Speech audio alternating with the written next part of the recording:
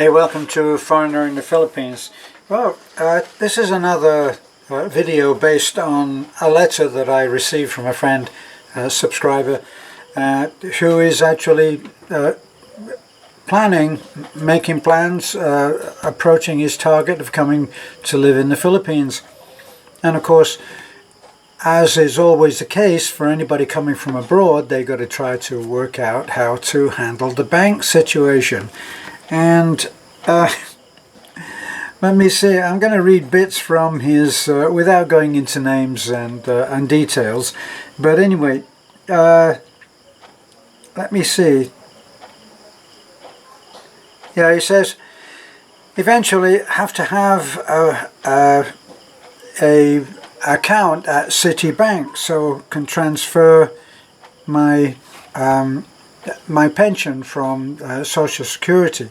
But anyway, he discovered that, let me see, he got a reply back from Citibank, okay?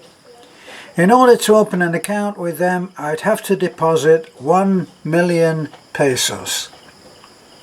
Talk about making it difficult for anybody to do business with them. It says, ask if they had a less expensive option waiting for a reply. So, let me see. It might be better to have a local bank account and pay.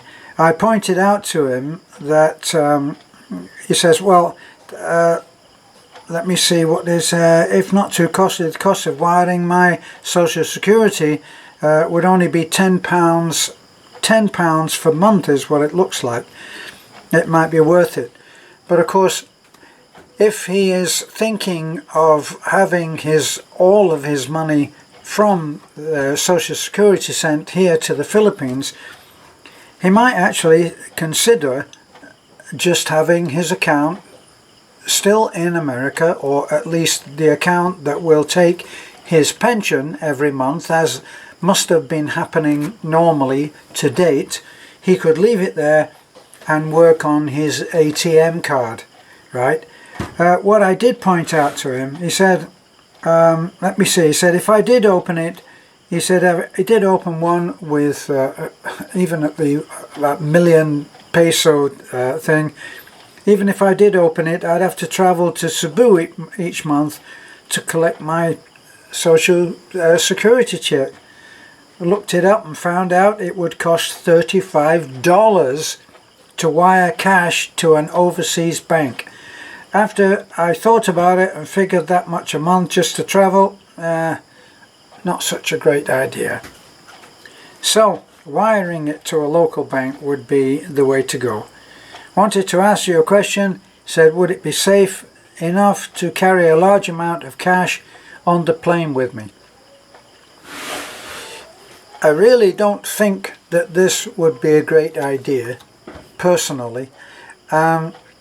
You can be stopped, and I mean and we talked about this before, how immigration and customs are allowed, in fact encouraged, to work on their intuition. So a good customs officer will be watching and will be looking with a very experienced eye, if not always totally reasonable.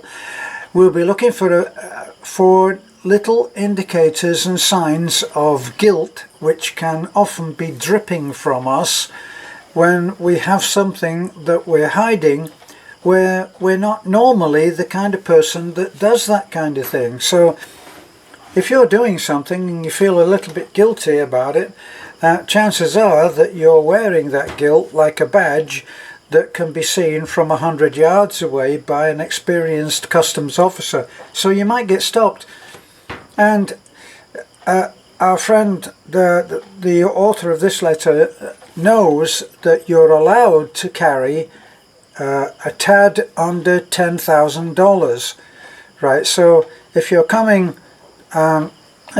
through customs and you do get stopped and you got $9,990 on you, then you're legally covered for that, and that's not going to be a problem. They might want to know what you're going to spend it on, but if you tell them that you're going to have a whole set of new underwear. This is what I said when I went into the bank once and wanted to draw for them a large amount of pesos, and they actually asked me, what will you use it for? And I said, it's about time I had some new underwear. And of course they understood what I was trying to say. As a damn foreigner, we're very awkward people out here, you know.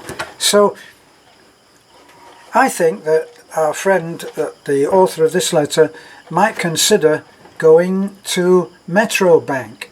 Now, it's not that I get commission for recommending Metro Bank, but I have a bank account there with them myself. I go in and I can go to the front of the line because they have a special slot on the long counter where the cashiers work from, and it says seniors get priority along with pregnant ladies and people with disabilities.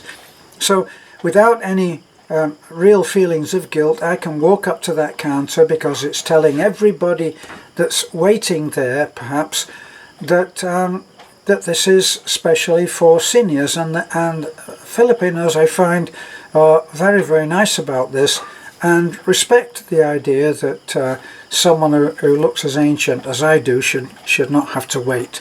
So he may find that he is able to go into, certainly he could do it in my particular branch in Taliban, because I'd take him in and he would see the lady CD there, and she would get approval for it in a day.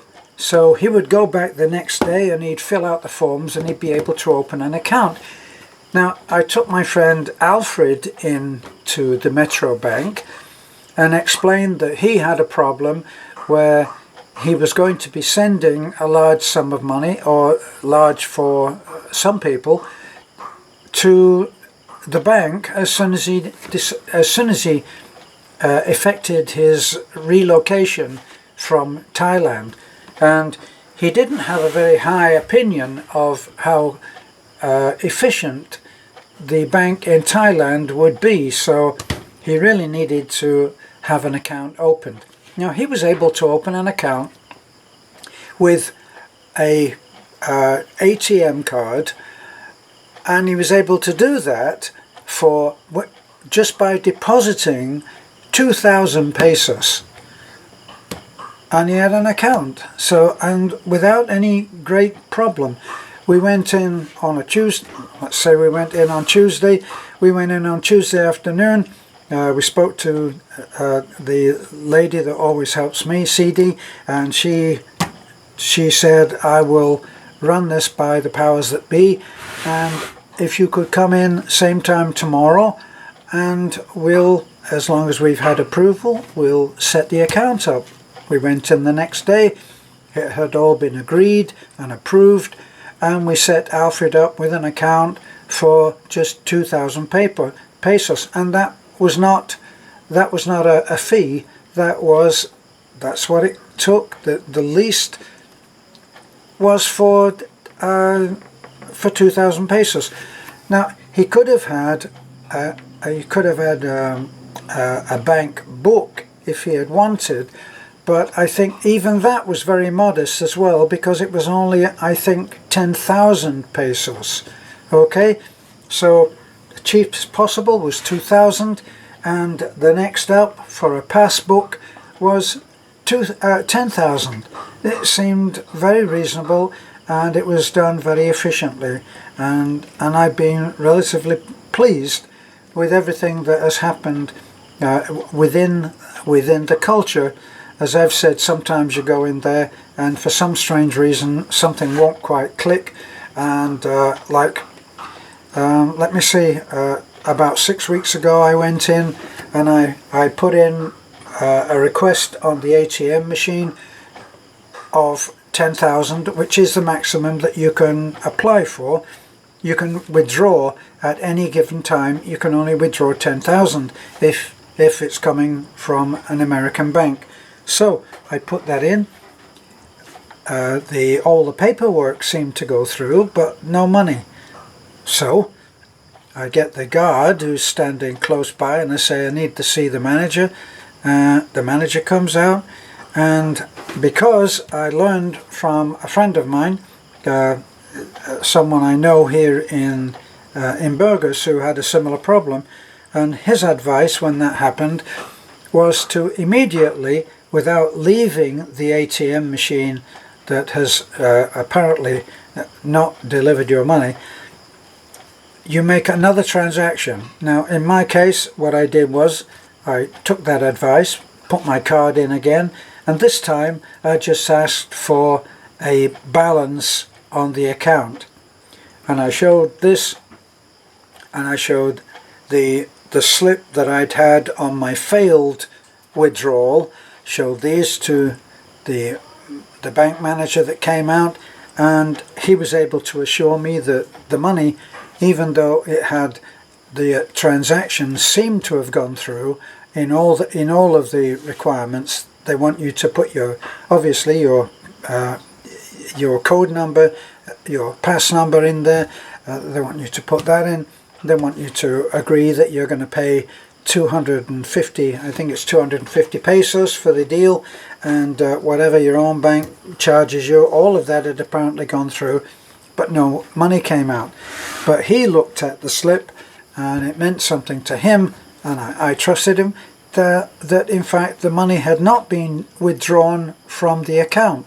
So he took me to the machine that's next, and he said, would you like to do the deal again while I'm standing here? So I did it. The money was paid to me as normally would happen, and so everything was fine.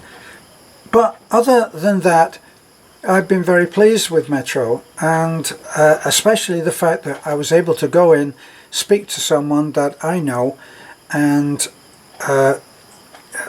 not a friend, but someone who I have been able to go to for help in the past, and she's been very helpful, and she was able to help Alfred, and Alfred needed a little bit of